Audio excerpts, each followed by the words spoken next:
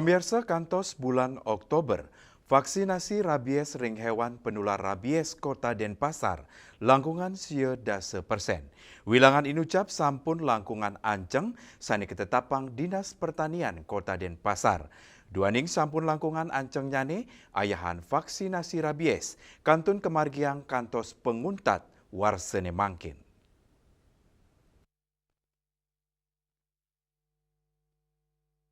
Kepala Bidang Peternakan dan Kesehatan Hewan, Dinas Pertanian Kota Denpasar, Nimadi Suparmi Mawasang, vaksinasi rabies ring hewan penular rabies sampun kemargiang ring pengawet warsani mangkin.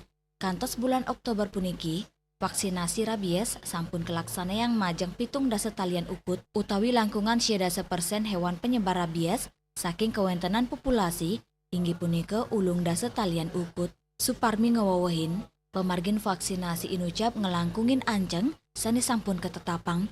Vaksinasi kemargiang nganggen metode door to door senyarengang perjuru desa miwa kelurahan melintangin pembentukan tim siaga rabies kantos ring wewidangan sani durung nanganin kaijen vaksinasi.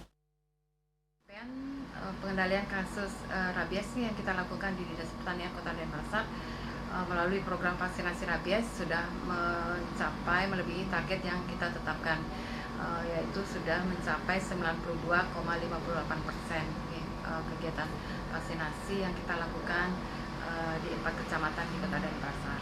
Pun sudah mencapai target, kami tetap melakukan kegiatan vaksinasi. Mungkin ada yang warga yang memiliki anjing baru atau belum tervaksin, jadi tetap kita layani sampai akhir tahun dan tahun depannya juga ini kita memberikan pelayanan kepada warga untuk melakukan vaksinasi rabies pada hewan peliharaannya.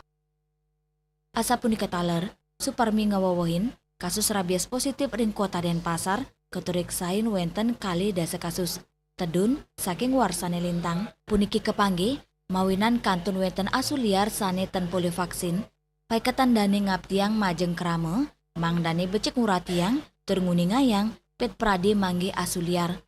Tios punike, Dinas Pertanian talerajek ngelimbakang penguruhan indik bayi rabies terwasanan penglalahnya nih majeng krame.